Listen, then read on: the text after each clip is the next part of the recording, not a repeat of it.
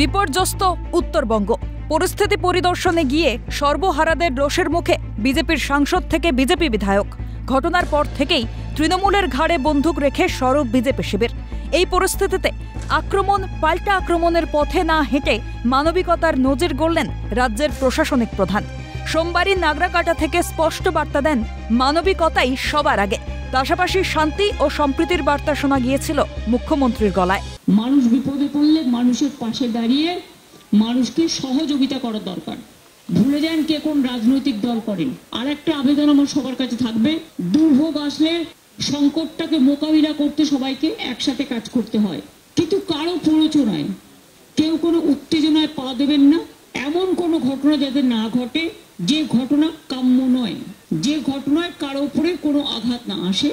যে যার মতো আসবে, কথা বলবে, চলে যাবে, এটা সবার অধিকার আছে। মুখ্যমন্ত্রী যখন শান্তির বার্তা দিচ্ছেন, তখনও তার দল সহ তার বিরুদ্ধে ক্রমাগত আক্রমণ শানিয়ে যাচ্ছেন বিরোধীরা। চলছে পথে নেমে প্রতিবাদ, এমনকি সামাজিক মাধ্যমে পোস্ট করে তৃণমূলকে নিশানা খোদ প্রধানমন্ত্রীর। পাল্টা অনুনয়নের সঙ্গে মুখ্যমন্ত্রী জানান, প্রাকৃতিক দুর্যোগ নিয়ে প্রধানমন্ত্রী রাজনীতি করছেন। পাশাপাশি মমতা লেখেন, প্রধানমন্ত্রী তৃণমূল ও পশ্চিমবঙ্গ সরকারের ওপর দোষারোপ করছেন কিছুমাত্র প্রমাণ ছাড়া। এরপরেই নিজের পোস্টে মণিপুরের প্রসঙ্গ তোলেন মুখ্যমন্ত্রী। তবে বিষয়টিকে নিয়ে শুধুই রাজনীতি করতে রাজি নন অভিজ্ঞ রাজনীতিক মমতা বন্দ্যোপাধ্যায়। সে কারণেই এই পরিস্থিতিতেই দাবার আড়াই চাল দিয়ে কার্যত গেরুয়া শিবিরকে কুপকাত করলেন মমতা বন্দ্যোপাধ্যায়। বুঝিয়ে দিলেন তিনি সবার মুখ্যমন্ত্রী, বঙ্গের প্রকৃত অভিভাবক। দুধিয়া হয়ে মিরিক যাবার কথা থাকলেও দুধিয়া থেকেই শটান পৌঁছে গেলেন শিলিগুড়িতে। বর্তমানে বিজেপি সাংসদ খগেন মুর্মু শিলিগুড়ির এক বেসরকারি হাসপাতালে চিকিৎসাধীন। মঙ্গলবার বিকেলে খগেন মুর্মুকে দেখতে সেখানেই পৌঁছে যান মুখ্যমন্ত্রী মমতা বন্দ্যোপাধ্যায়। বেশ কিছুক্ষণ সাংসদের কেবিনেট থেকে তার শারীরিক অবস্থার খোঁজ নেন মুখ্যমন্ত্রী।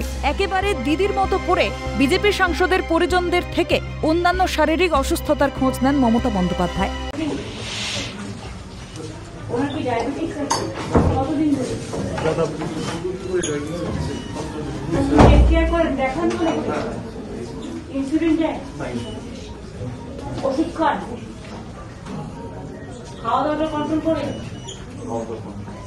সাংসদকে দেখে বেরিয়ে মুখ্যমন্ত্রী জানান, খগেন মুর্মুর পরিস্থিতি স্থিতিশীল। এখন তিনি চিকিৎসকদের পর্যবেক্ষণে আছেন। তার দ্রুত আরোগ্য কামনা করলেন মুখ্যমন্ত্রী।